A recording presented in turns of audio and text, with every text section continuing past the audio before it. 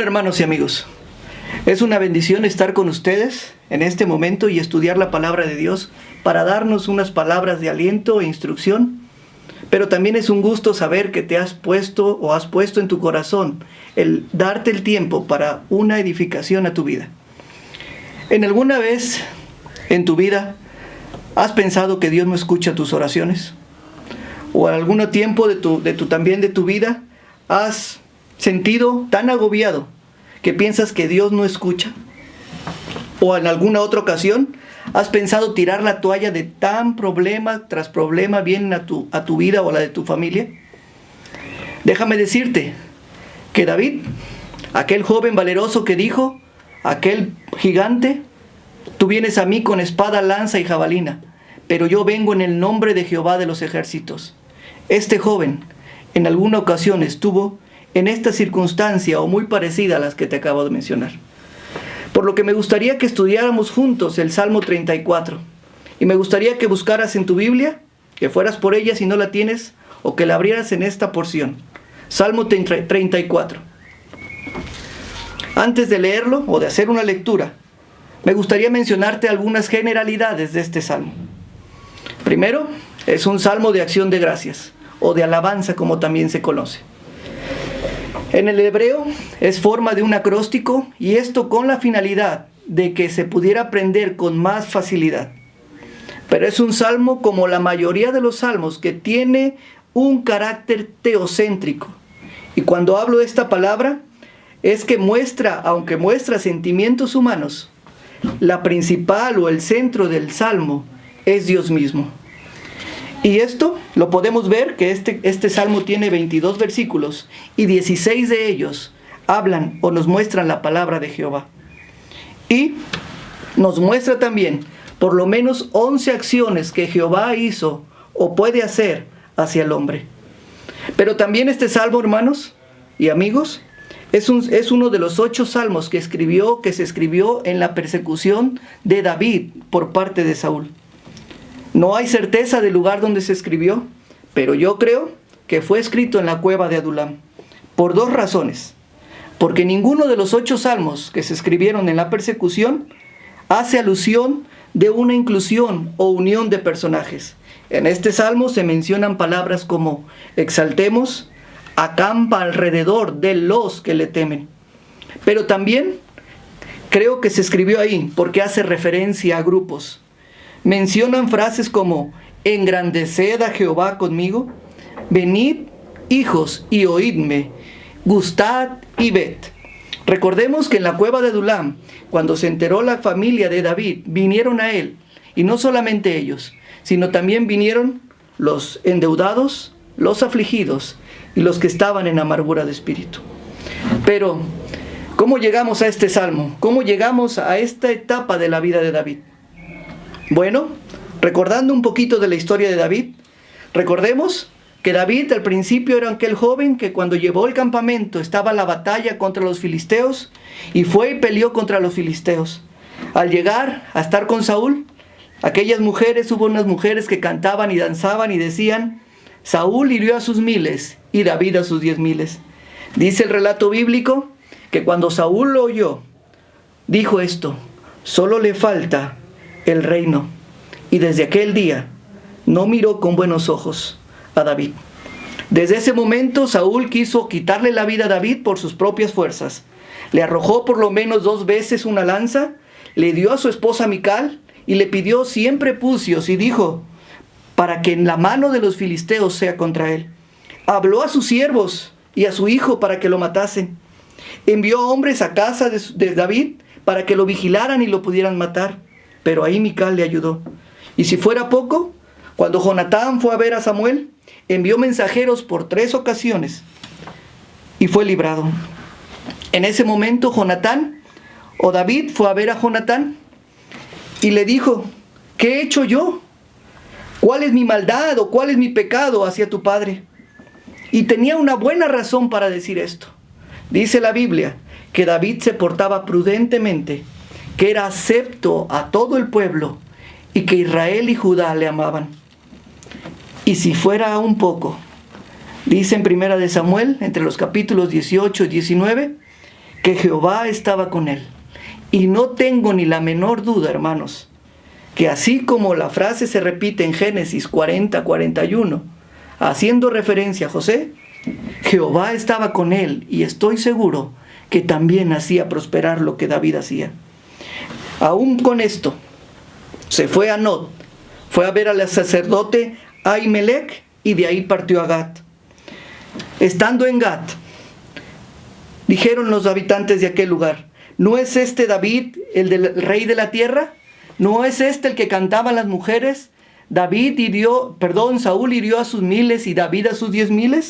Esto lo escuchó David, y dice la Biblia que lo guardó en su corazón, y en ese momento dice que cambió su semblante o su manera de comportarse, que se fingió loco, que escribía en las portadas de las puertas y que dejaba correr su saliva por la barba. Y esto último era para aquellos tiempos bíblicos, era algo despreciable, era algo que decían que esa persona estaba fuera de sí o fuera de sus sentidos. Yo creo, hermanos, aunque la Biblia no lo dice, que David fue apresado. Y esto lo veo porque cuando llevan a David enfrente del rey de Gad, él les dice: «He aquí veis a este hombre demente, ¿por qué lo habéis traído a mí? ¿Acaso me hacen falta locos?». Y en ese momento yo creo que David fue llevado por la gente de ese pueblo de Gad y estuvo preso. Gracias a Dios pudo salir de ese momento difícil. De ahí parte a la cueva de Gad, parte a la cueva de Adulam. ¿Por qué habrá ido ahí? Yo creo que porque sabía su significado. Adulam significa refugio. Y ahora sí, hermanos, hagamos la lectura. Por cuestiones de didáctica, por cuestiones de aprendizaje, haré la lectura dividida de este salmo.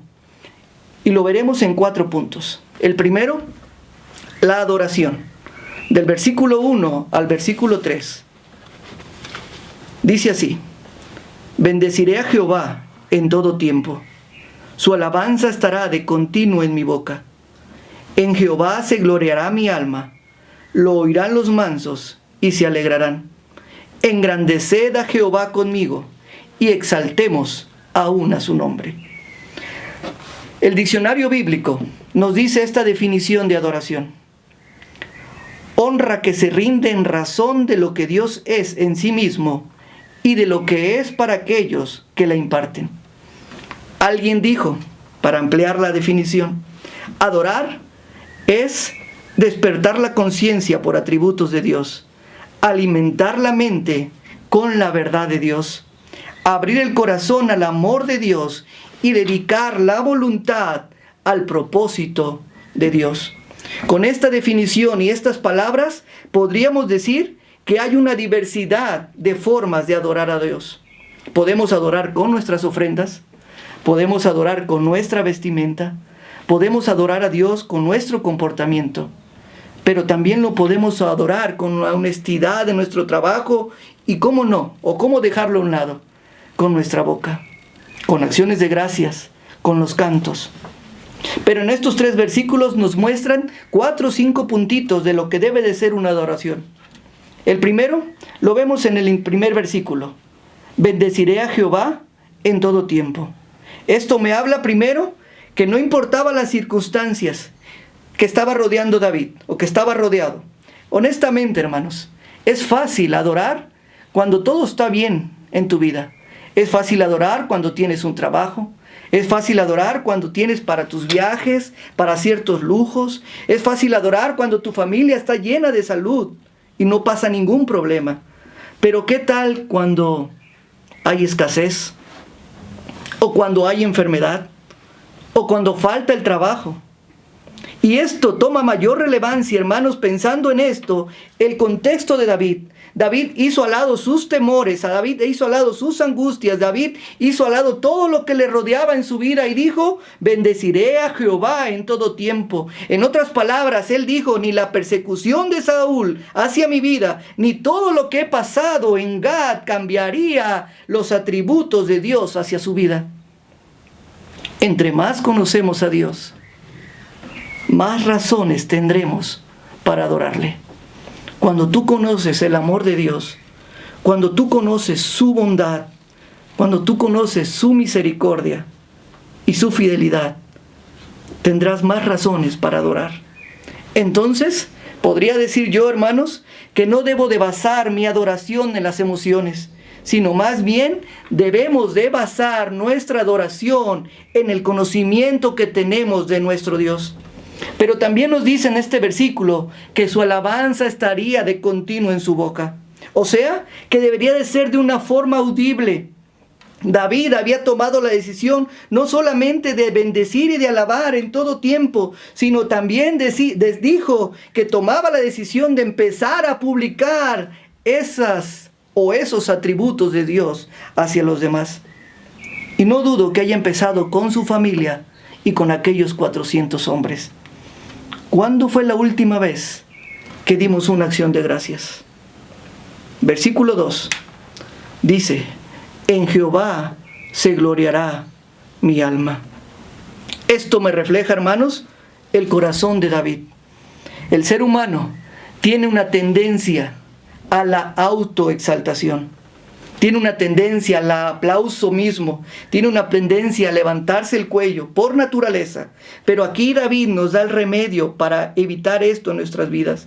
Él decía: en Jehová se gloriará mi alma. Esto me habla de que David reconocía que todo lo que había hecho era por gracia de Dios. David pudo haberse gloriado y haber dicho: por mi agilidad pude quitarme de esas 2 lanzas de Saúl. Pudo haber dicho: por mi puntería derribé al gigante. Pudo haber dicho: por mi astucia, por haberme puesto demente, loco, pude salir de las manos de los de Gat. Pero él reconocía que el que había tenido la intervención ahí era Dios mismo. Dice Proverbios que el caballo se alista para la batalla, pero Jehová es el que da la victoria. Pero esto no solamente pasó en ese momento. Aquí me dice, o yo lo puedo constatar en el relato bíblico, que esto de David era un hábito. No fue apenas una resolución en ese momento, sino que esto de evitar la autoexaltación era un hábito en su vida. Lo vemos cuando llegó con Saúl, cuando estaban en la batalla, y él llegó y le dijo: Jehová me ha librado de las garras del león y del oso, y él también me librará de la mano del filisteo. O cuando estaba contra Goliat, le dijo: tú vienes a mí con espada, lanza y jabalina, pero yo vengo en el nombre de Jehová de los ejércitos, y Jehová te entregará hoy en mi mano y te venceré. Vemos que David sabía quién se merecía la honra y la gloria de todo lo que hacía. ¿A quién, mi hermano y amigo? ¿A quién le estás dando los aplausos de tus logros? Y el versículo 2 dice así: lo oirán los mansos y se alegrarán. Esta es otra cualidad de nuestra adoración. Muy probablemente, casi seguro, él le leyó el salmo a aquellos 400 hombres y a sus familiares. Y me habla esta palabra de mansos, da la idea no de la mansedumbre de una persona, sino más bien cuando vas al hebreo te das cuenta que esta palabra de mansos hace referencia a los afligidos y a los indefensos. Yo creo que probablemente, como te decía, él lo cantó. No sé cómo iría, pero yo no creo que lo haya cantado así: bendeciré al Señor por siempre. No, hermanos, así no se alegrará ningún manso que esté a tu lado. ¿Cómo cantas cuando acudes a la iglesia? ¿Cómo refleja tu corazón cuando estamos cantando las alabanzas a Dios? ¿Cómo es tu alabanza? ¿El que está a un lado tuyo se alegrará? ¿Podrás transmitir tus convicciones con ese tipo de tono de voz cuando alabas a nuestro Dios? Lo oirán los mansos y se alegrarán. Mi pastor cuida de su rebaño con gracia y con amor. Te animo, hermano, a que cuando alabemos a Dios, lo hagamos con estas convicciones. Segundo punto, su testimonio. Versículo 4 al versículo 7. Dice así: busqué a Jehová, y él me oyó, y me libró de todos mis temores. Los que miraron a él fueron alumbrados, y sus rostros no fueron avergonzados. Este pobre clamó, y le oyó Jehová, y lo libró de todas sus angustias. El ángel de Jehová acampa alrededor de los que le temen y los defiende. En estos 4 versiculitos podremos ver 3 o 2 aspectos: su triada emocional de David y sus 3 acciones. Podemos ver que el versículo 4 me dice que tenía temores y tenía angustias. Probablemente cuando lo leemos a simple vista o superficialmente podríamos decir, sí, se refiere a lo mismo, pero no, mi hermano. Cuando habla de temores hace referencia a lo futuro, hace referencia a lo que aún no ha pasado. Y cuando habla de angustias, habla de lo que estás viviendo en el presente, lo que estás pasando en el momento. Y te lo explico así. Algunos le temen al COVID, pero cuando les den, estarán angustiados. Estaba viviendo David esos temores, los 7 intentos de Saúl por quitarle la vida, lo que había pasado con Gad, y cuando en uno de los salmos que escribe en la persecución dice, sálvame de los hombres sanguinarios, porque he aquí acechan mi vida. Muchos son los que pelean contra mí, dice otro salmo de la persecución. Y si fuera poco, cuando estuvo con Jonatán, le dijo, vive Jehová y vive tu alma, que apenas estoy a un paso entre mí y la muerte. Él estaba angustiado, él tenía temores porque no sabía lo que iba a pasar en el futuro. Pero me puso más atención, o mi atención se fue al versículo 6. Dice así, este pobre clamó. No se hace referencia a esta palabra de pobreza o de pobre a la miseria en especial, sino también hace referencia al abatimiento del alma, pero lo que más me llamó la atención es que hace referencia cuando a una persona no le quedan recursos propios para salir adelante. Yo creo que en este momento, cuando estaba en la cueva de Adulám, probablemente perdió toda confianza a Dios, dejó de mirar a Él. Pero en ese momento empezaron sus 3 acciones. Versículo 5 o versículo 4. Dice, busqué a Jehová. Versículo 5, los que miraron a Él. Versículo 6, clamó. Y estas 3 acciones me hablan de su intencionalidad, de su convicción. Me habla hacia dónde estaba dirigido su corazón y su auxilio. Pero yo creo que lo primero que hizo fue mirar hacia Él. Su mirada en ese momento, después de haber querido resolver todo con sus fuerzas, su mirada se dirigió hacia nuestro Dios. ¿Y cómo no hacerlo, mis hermanos? ¿Cómo no mirar a nuestro Dios en esos momentos difíciles? ¿Cómo no mirar a Dios en todo nuestro andar cristiano? Si los grandes hombres de la fe lo hicieron. Abraham dice que estuvo como extranjero y peregrino porque esperaba la ciudad que tiene fundamentos, cuyo arquitecto y constructor es Dios. O Moisés, que dice que rehusó llamarse hija de Faraón, que gozar de los deleites temporales de pecado, porque tenía puesta la mirada en el galardón. Y también dice que dejó Egipto no temiendo la ira del rey, porque se sostuvo como viendo al invisible. Y a nosotros se nos dice, poner los ojos o puestos los ojos en Jesús, el autor y consumador de la fe. ¿Hacia dónde miras, hermano y amigo, cuando llegan los problemas? ¿A quién acudes cuando tu vida se está cayendo a pedazos? ¿A dónde estás poniendo la mirada en estos días de contingencia? ¿En la medicina? Porque si es así, déjame decirte que vivirás todavía algunos meses con temores, con angustias, queriendo resolver por tus propios medios, comprando algún medicamento que dice que es bueno.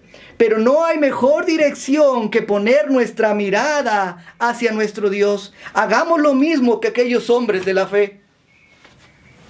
Ninguno que ponga su mirada en Dios será defraudado. Dice el versículo 6:5, los que miraron a Él fueron alumbrados. Tercer punto, la enseñanza de David. Del versículo 8 al 14. Dice así, gustad y ved que es bueno Jehová. Dichoso el hombre que confía en Él. Temed a Jehová, vosotros sus santos, pues nada falta a los que le temen. Los leoncillos necesitan y tienen hambre, pero los que buscan a Jehová no tendrán falta de ningún bien. Venid, hijos, oídme, el temor de Jehová os enseñaré. ¿Quién es el hombre que desea vida? ¿Que desea muchos días para ver el bien? Guarda tu lengua del mal y tus labios de hablar engaño. Apártate del mal y haz el bien. Busca la paz y síguela. De los 8 salmos que hacen referencia a la persecución de David, es el único que habla en plural, como veíamos hace un momento. Pero aquí la enseñanza empieza con donde David les dice, a pesar de las dificultades que estaba en su vida, les dice, versículo 8, gustad y ved que es bueno Jehová. Por donde quiera que lo mires, Jehová es bueno. El Salmo 103 nos da muchas cualidades o muchos beneficios de Dios hacia el hombre. Él es el que perdona todas tus iniquidades, el que sana todas tus dolencias, el que rescata del hoyo tu vida, el que te corona de favores y misericordias. Y si fuera poco, dice, misericordioso y clemente es Jehová, lento para la ira y grande en misericordia. Por cualquier ángulo que lo mires, Jehová es bueno. Y si dijeras, ¿y las pruebas y los problemas? Aún así, dice en Santiago, sabiendo que la prueba de vuestra fe produce paciencia. Y en Primera de Pedro dice, si es necesario, tendréis que ser afligidos en diversas pruebas y después vendrá el fruto. Hermanos, si no hubiese pruebas en nuestra vida, no maduraríamos. Si no hubiese habido pruebas en la vida de David, no hubiese puesto en Dios su confianza David. Si no hubiera habido pruebas en David, no hubiera escrito este hermoso salmo que años después, miles de años después, sirven para nuestra edificación. Pero la enseñanza principal está en el versículo 11. Dice así, venid, hijos míos, el temor de Jehová os enseñaré. ¿Quién es el hombre que desea vida, que desea muchos días para ver el bien? Me gusta la forma de enseñar de David. Él no les da una definición teológica del temor hacia Jehová o de Jehová, sino simplemente les presenta el temor con una pregunta. ¿Quién es el hombre que desea vida y desea muchos días para ver el bien? Es una interesante forma de enseñar. Yo estoy seguro que aquellos 400 hombres afligidos, endeudados, con amargura de espíritu, en ese momento abrieron los ojos y les captó la atención y les dice, no les da una definición estructurada, sino una definición sencilla. Les dice, guarda tu lengua del mal, tus labios de hablar engaño, apártate del mal y haz el bien, busca la paz y síguela. O sea, el temor de Jehová es hacer lo que Dios quiere que hagas y dejar de hacer lo que Dios quiere que no hagas. Así de sencillo. Y podríamos ver algunos beneficios. El ángel de Jehová, cuando temes a Dios, el ángel de Jehová acampa alrededor tuyo y te defiende. Cuando temes a Dios no hace falta nada, dice el versículo 9, pero también tendrás una vida larga, pero no solamente larga, sino placentera. Y el cuarto punto, la comparación. Versículos del 15 al 21. Solamente voy a darte algunos detalles de estos versículos. Tú búscalo en tu Biblia. Versículo 15, vean. Los ojos de Jehová están sobre los justos y atentos sus oídos a sus oraciones. Versículo 16, Jehová oye y los libra de todas sus angustias. Versículo 18, cercano está Jehová y salva a los contritos. Versículo 19, te librará de todas tus aflicciones. Versículo 20, guarda todos tus huesos. Versículo 22, Jehová redime el alma de sus siervos. Por lo menos vemos 10 bendiciones de los que temen a Jehová, de los que hacen justicia. Pero el versículo 16 y 21 me habla de otro aspecto muy diferente. Versículo 16, la ira de Jehová está contra los que hacen mal, para cortar de la tierra la memoria de ellos. Versículo 21, matará al malo la maldad, y los que aborrecen al justo serán condenados. Otra versión de este último versículo dice, su calamidad los alcanzará, matará al malo su maldad. Amigo que me escuchas, ¿a qué grupo de estos dos perteneces? ¿Al que teme a Jehová o al que hace maldad? Dice Ezequiel 33:11, diles, vivo yo, dice Jehová el Señor, que no quiero la muerte del impío, sino que vuelva el impío de su camino. Y en 1 de Pedro 3:9 dice que el Señor no retarda su promesa, como según algunos la tienen por tardanza, sino que es paciente para con todos nosotros, no queriendo que ninguno perezca, sino que todos procedan al arrepentimiento. El malo alcanzará tu maldad. Y si tú dices, amigo, yo quiero ser de los justos, de los que Jehová está cercano a su oído y escucha su oración, acércate a quien te invitó o a quien te pasó este link o este audio o este video y pregúntale, ¿cómo puedo empezar a temer a Jehová? ¿Cómo puedo obtener estos beneficios de Jehová hacia mi vida? Y mi hermano, tú que llevas años en nuestra iglesia o en cualquier iglesia cristiana, ¿cómo ha sido tu adoración hasta este momento? Te animo a que la próxima vez que vayas a la iglesia y que tengamos la oportunidad de reunirnos, alabes con un corazón alegre, con un corazón que transmitas tus convicciones. O aún en casa o en tu trabajo, puedes empezar a alabar a Dios, no importando las circunstancias que te rodean. Dios les bendiga.